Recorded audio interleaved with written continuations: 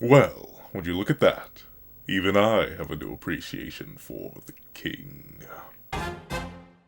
What's up, guys? It's that guy with a pencil here. Fun fact: I do mean to have it on me and keep it on me at all times. Here's another fun fact: Barou. He's a funny little guy, and I got 10 minutes to talk about how I think the Egoist League handled Barou. So, starting, I think Barou is a character who I was always pretty mixed on. Notably, he's a very popular character. Like, he's one of the most beloved, I'd say. Not as beloved as a Nagi or an Isagi or a Rin, but like undeniably in the top 5, only really being rivaled by like Reo and Shigiri in terms of stuff like that. But even narratively, he's a very popular character. Obviously, he headed his home team. So let's talk about how Barou was handled in the Egoist League. I think he was done good. Great? Maybe, but mostly good. The reason I say that is because Barou, like every other person in the Neo Egoist League, falls under the regression through, or gosh darn, I said it, the progression through regression narrative thematic theme. Ultimately, the Neo Egoist League is all about characters going back in time, going back to their old ways, and refining it further in order to evolve further. And of course, that comes down to Barou in his own evolution. Very specifically, him being placed in the throne that was made for him, crafted for him, put in the way that only he could wield it, and then deciding, yeah, I really don't like it here. I'm gonna do it my way. Which is still the exact same way, but, you know, his own way, if you know what I'm talking about. Essentially, Barou's conflict throughout the Uber's game, and naturally the entire Egoist League up to that point, presumably, is the idea of, yeah, I'm succeeding, I'm leading a team, I am the king, I've been put in this place, but he was put in that place. He didn't take it by himself. There was no light for him to overcome and consume with his great darkness. Rather, there was a light shine beneath him that allowed him to cast a great shadow over his entire team and over the rest of the Egoist League. And ultimately, it was after failure upon failure on failure on failure, thanks to the efforts of Isagi Yoichi, Noel Noah, and Michael Kaiser, that Barou was like, gang, I can't stand for this no more. I gotta get my rights back, and I'm filing my complaints. And he filed his complaints, and it was fire. And I will admit, upon first reading, I was kind of a little bit bored with Barou, mainly because it felt like Barou didn't really change all too much, you know? Like, oh, wow, Predator Eye, he has a really good curve shot. Nothing's changed. He's like the exact same character.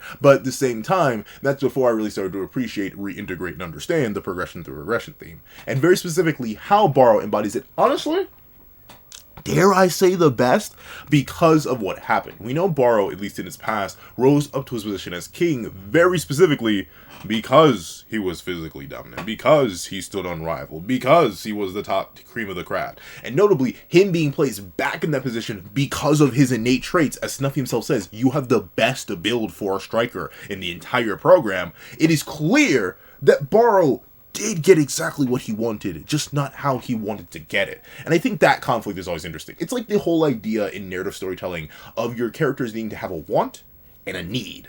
So you can have your character want one thing, but they need this thing. And of course, these two things can overlap. And honestly, it's kind of best when they overlap, so the want can act as almost like a strange Sharingan-esque facade over the need. So when the need is finally realized and achieved, it hits all the more, and that's what happened with Barou. Notably, Barou wanted kingship. He wanted supremacy. But above that all, he wanted it on his own terms.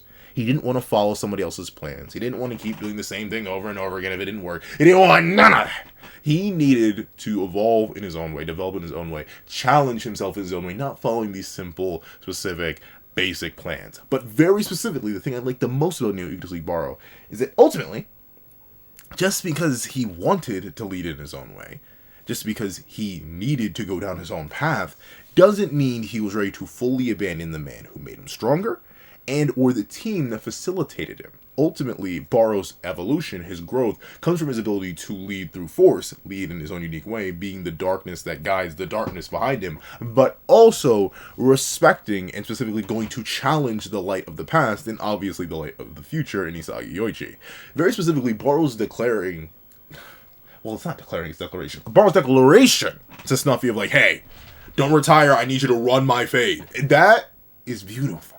Because once again, it goes to show that Barou does respect Snuffy. Of course, he didn't like the whole stratagems and following these plans and how specific it was. It was so simple and clean that he saw he was just tearing it apart piece by piece by piece by piece by piece, and it got on Barou's nerves.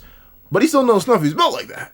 And Barou, even in his moment of absolute divine dark rebellion, gave Snuffy his due props. When he went for that double nutmeg shot on Isagi and Kaiser, if Snuffy didn't assist, if Snuffy was a little bit petty and didn't move the Noah out the way and lift his own leg, then bada bing, bada boom, that shot would have been blocked. It would have been some light work. Snuffy could have stole that bad boy on some Kunigami type beat.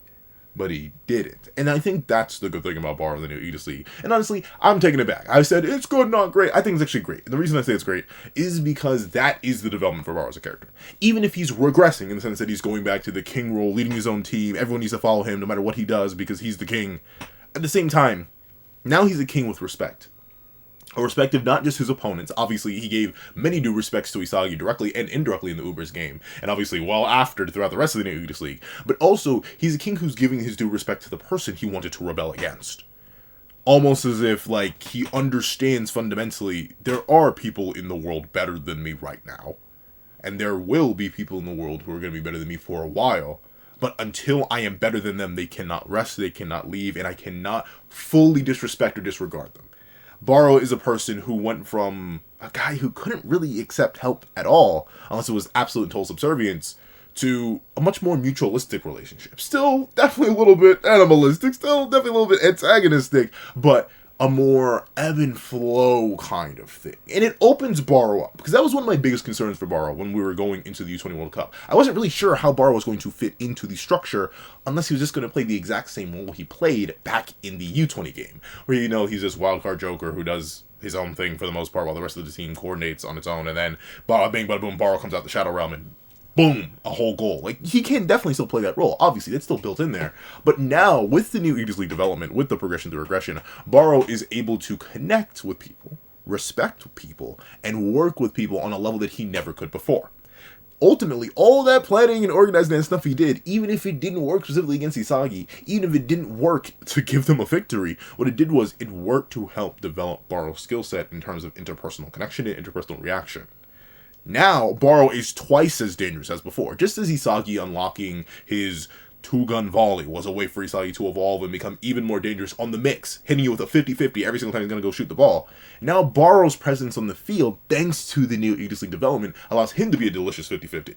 You still have to worry about him as possibly being the crazy, next-level out-there Joker who's going to come out the Shadow Realm and absolutely boom a goal in and go absolutely crazy. So you can't ignore him in that sense. But at the same time, he's a guy who could coordinate with the team. And being one of the physically strongest and most dominant in Blue Lock, that's going to be really, really good. And especially with his most recent setup training in American football, that man's going to get real, real good at body slamming and body blocking and moving. So now Barou has way more utility. He has more respect for other characters. He has more ability to interconnect and work with other characters. He has a broader network of connections to work with, from Aiku to Nico to Ryu, obviously Isagi himself. And you know the thing's only going to get broader as the U20 expands. That's the thing. Barou has me excited for the future. Obviously, do I ever think he's going to really surpass Isagi? I don't know. I think he's always going to be a rival. And two, do I really think that Barou is going to ever be the lead striker? No. But with that being the case, that's fine for what Barou is. He is one of Isagi's rivals. Thusly, he's fitting into that purview basically perfectly. I wouldn't have given him more or taken away anything. I believe his dubs over Manshine and Barcha are deserved. I think his loss to PXG, because he didn't even play, is perfectly fine, and I think his loss to BM is fantastic. But, you know, that's just me, and he's on Gyo and Giager. So, with that being the case, Barou in the Neo Egoist League is great.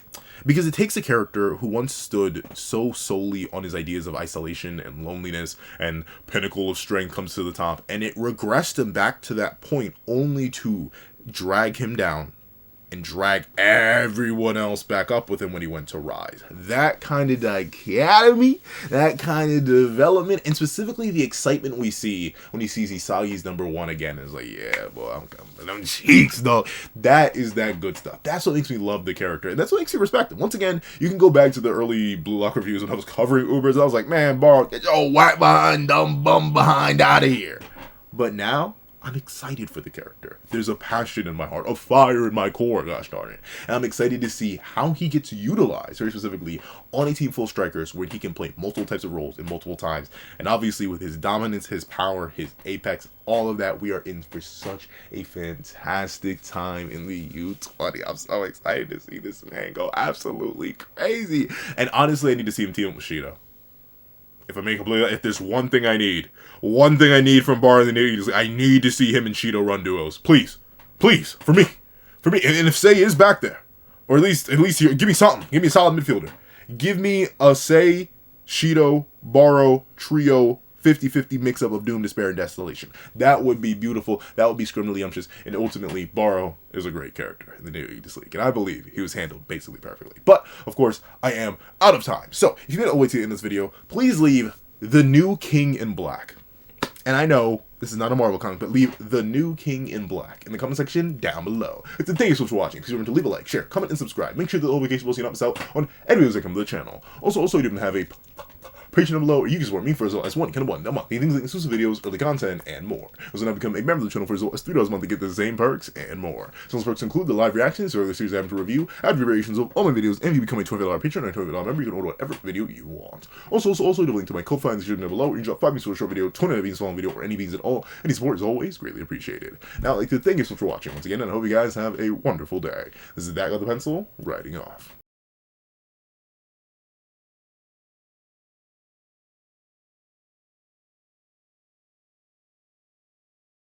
I would like to give a thank you to our sketch tier members: Eternal Flame, Red Wolf 4765, Astro, Super Flame Zero, Glacier, XZ, Zera, Brendan Payne, J2MA, Guillaume, Buddha Uda, Alex Kenny, Yuki Ally, Enzo, Nevis97, Zachary Wilson, Azo2404, Planet Crone, Rye Rich, G Prosper, Swift Strike, Alexicon, Striker Man, and Autumn Mornings Lazo. Then, I'd like to give a thank you to our line art patrons: Sean, Midnight Lord 21, Kevin, Encarnacion, Dread Zoan, and A+A.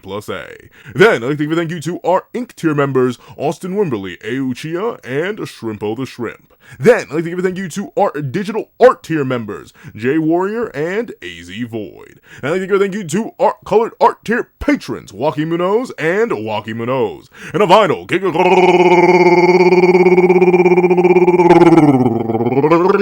thank you to our ultimate That Guy with a Pencil tier patron, Calvin's wife. Not Calvin Elder, who ultimately does have one of my kidneys, but now I must know, and I must undergo the process of getting this second one removed, so I can send the other over to this wonderful family.